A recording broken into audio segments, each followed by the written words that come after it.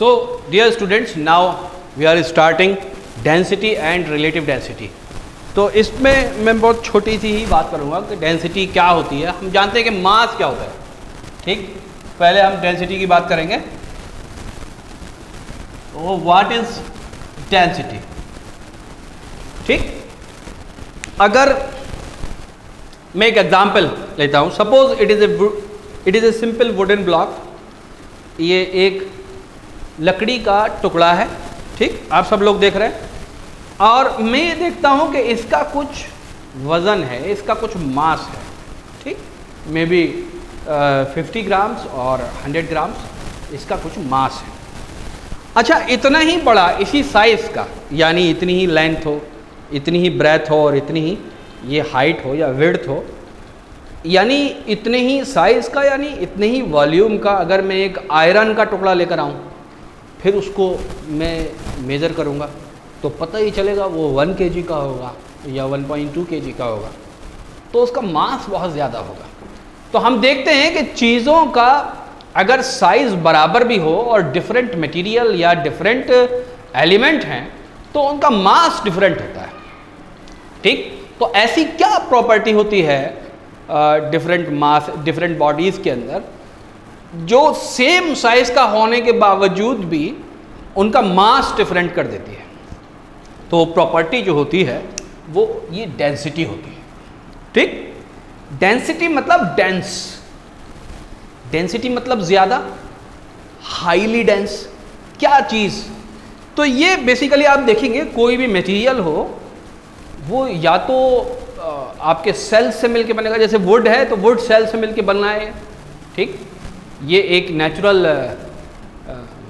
मास है, natural object है कि ये वुड से मिलके बना है, जो नेचर ने बनाया, वुड के सेल से मिलके बना है. और अगर आयरन का टुकड़ा लेकर आएंगे तो वो किससे मिलके बना होगा, वो मिलके बना होगा आपके एटम से. ठीक, एटम से मिलके बना है. तो कितने कॉम्पैक्टली एटम्स या सेल्स जुड़े हुए हैं, क्योंकि हर एटम का कुछ मास है, हर सेल का कुछ मास है. एक इलेक्ट्रॉन का मास चाहे आयरन का हो चाहे कॉपर का हो बराबर होगा, लेकिन एक क्यूबिक मीटर के अंदर इलेक्ट्रॉन नंबर्स में किसके ज़्यादा होंगे या प्रोटॉन किसके नंबर्स में ज़्यादा होंगे, ये बेसिकली मास को डिफरेंट कर देगा उसके. तो कितने कॉम्पैक्टली उसके अंदर आपके एटम्स या for example just like in A case of would, इसके अंदर क्या चीज़ है, सेल्स, वुड सेल्स कितने कॉम्पैक्टली किसी चीज़ के अंदर जुड़े हुए हैं, अंदर जो है गड़े हुए हैं, उसके ऊपर उसका मास डिपेंड करता है. तो ये कॉम्पैक्टनेस ही को हमने फिजिक्स में एक नाम दिया डेंसिटी. तो डेंसिटी क्या होती है, density is mass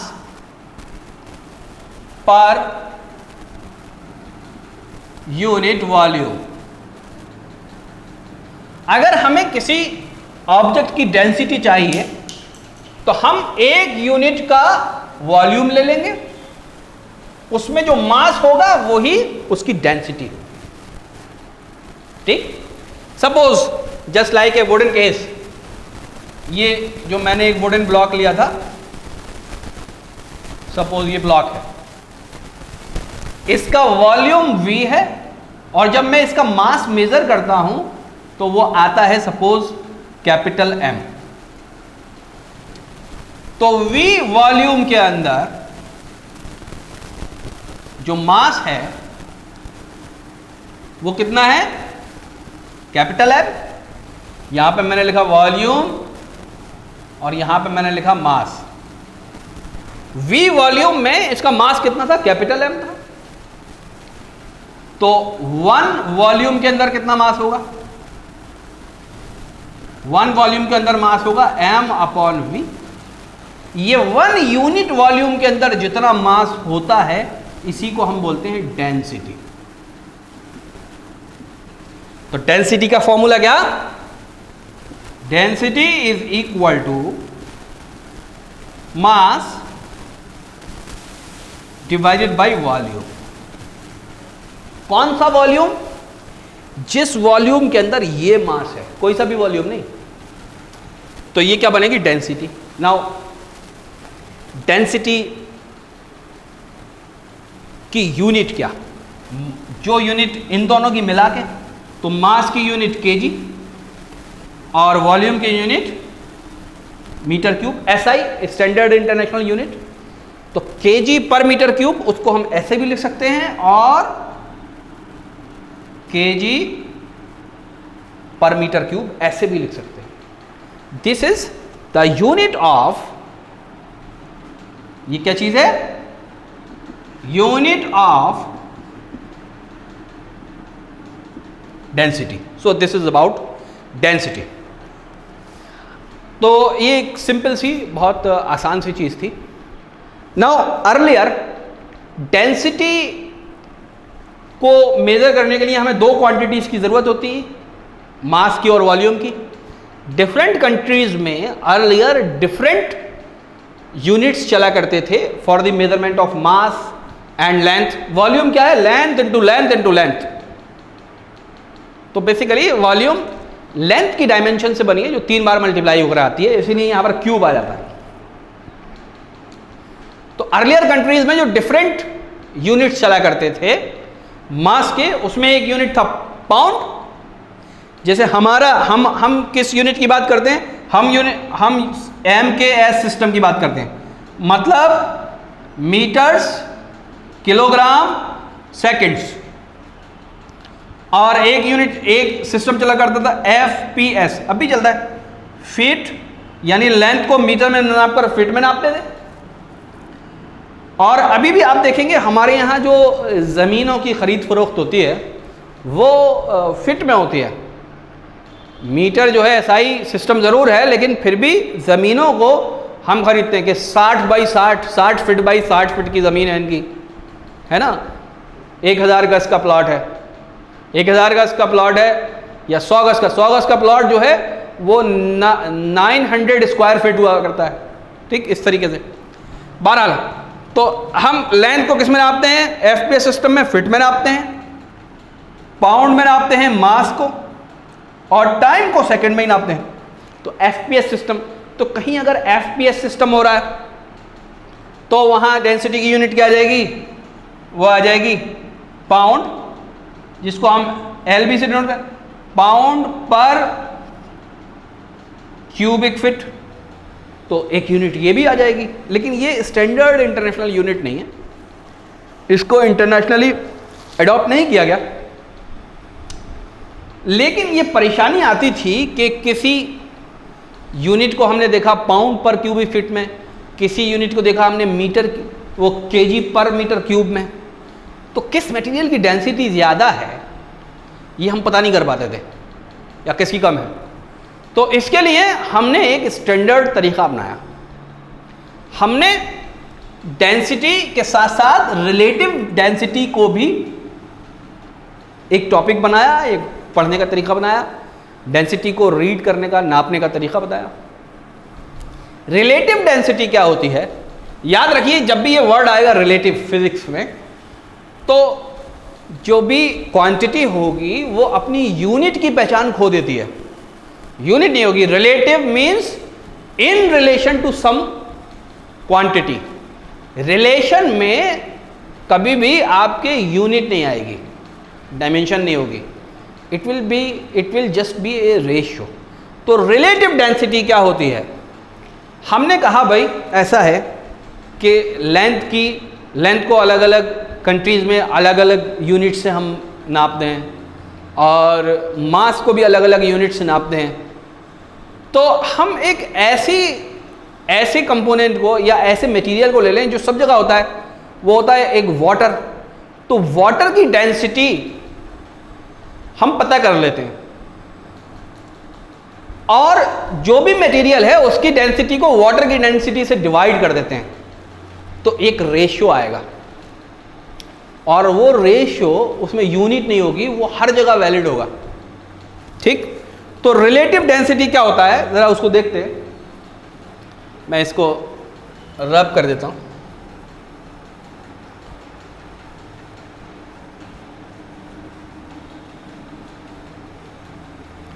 relative density.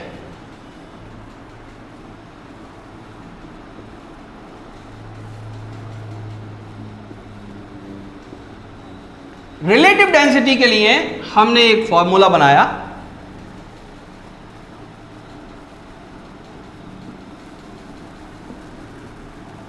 Density of material. Material means किसी भी मटेरियल की जिसकी हमें relative density of any material, relative density of any material is equal to density of material किसी भी यूनिट के अंदर divided by density of water. बात समझ में आई? हम वाटर की डेंसिटी से जो बस खास बात यहां पर क्या है, जो यूनिट यहां पर होगी मटेरियल की डेंसिटी की, वही यूनिट यहां पर होगी वाटर की डेंसिटी की। ठीक, डेंसिटी ऑफ मटेरियल किसके बराबर होगी? Mass of material per unit volume divided by mass of water per unit its volume. ठीक, अब हम एक चालाकी या खास बात यह करें कि अगर ये वॉल्यूम बराबर कर दें और इनकी यूनिट भी सेम हो तो हम इनको काट सकते हैं, क्योंकि ये सेम है, बराबर भी हैं और इनकी यूनिट भी सेम है, तो इनको काट देंगे हम, तो क्या हो जाएगा? Mass of water, sorry mass of material divided by mass of water, और यहां पर हम इंफॉर्मेशन लिखेंगे फॉर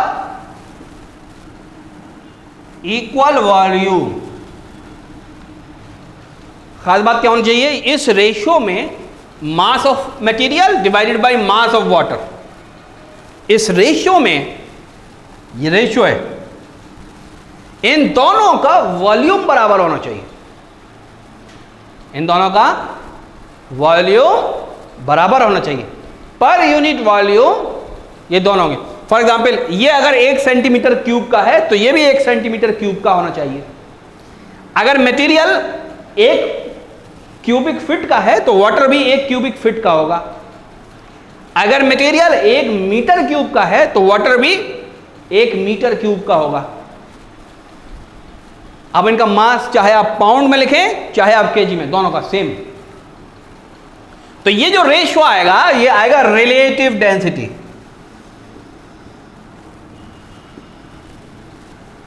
किसकी रिलेटिव डेंसिटी?